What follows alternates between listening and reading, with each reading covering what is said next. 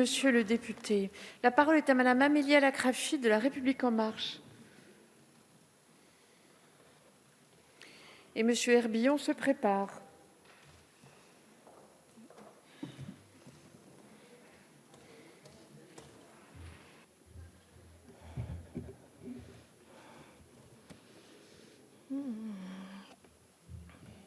Merci. Madame la Présidente, Monsieur le Ministre, mes chers collègues, la question de l'enseignement français à l'étranger est centrale pour nos concitoyens et nos entreprises établies hors de France, et je salue l'examen de ce texte proposé par notre collègue, la sénatrice Samantha Cazebonne. Un texte qui vise à réformer la gouvernance de l'AEFE et lui permettre de créer les IRF, des instituts régionaux de formation. L'INSEE évalue à 3,5 millions le nombre de Français en mobilité internationale. Ils ont donc des profils très différents selon les pays dans lesquels ils sont installés. Certains ne font que transiter pendant quelques années avant de rentrer en France ou de bénéficier d'une mission dans un autre pays.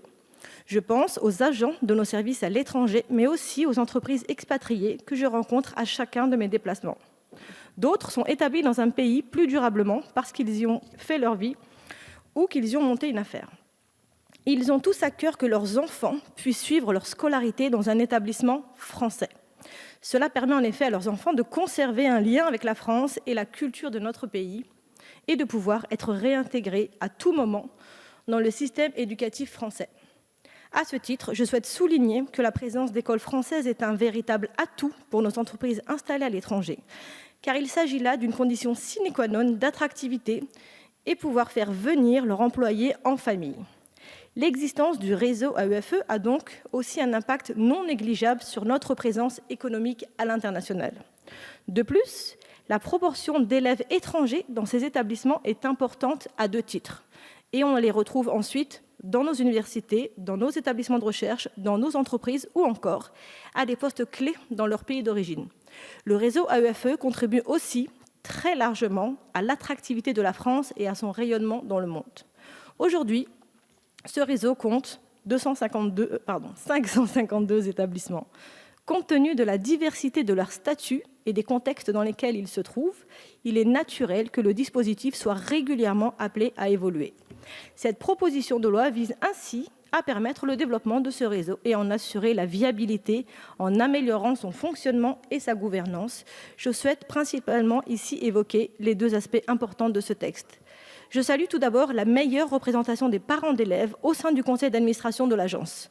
En effet, j'ai toujours rencontré durant mes déplacements des parents impliqués, soucieux du bon développement et du bon fonctionnement de l'établissement dans lequel sont scolarisés leurs enfants, attentifs à la qualité pédagogique des cours. Leur voix doit compter et je me réjouis de cette évolution. Je salue aussi la présence d'un représentant OCA des associations des anciens élèves. En second lieu, la qualité de l'enseignement est une préoccupation majeure des parents dans un contexte où tous les enseignants des lycées du réseau ne sont pas issus de l'éducation nationale.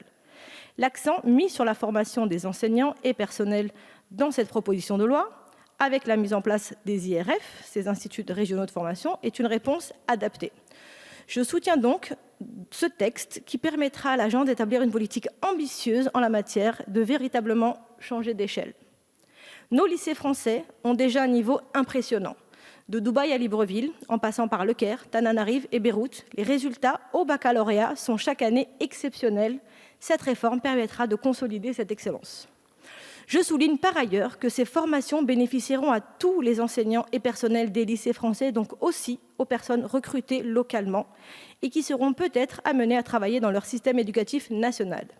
Il s'agit donc aussi d'un apport de la France à ces pays dans le domaine pédagogique. Nous nous honorons ainsi à établir des passerelles entre nos systèmes éducatifs.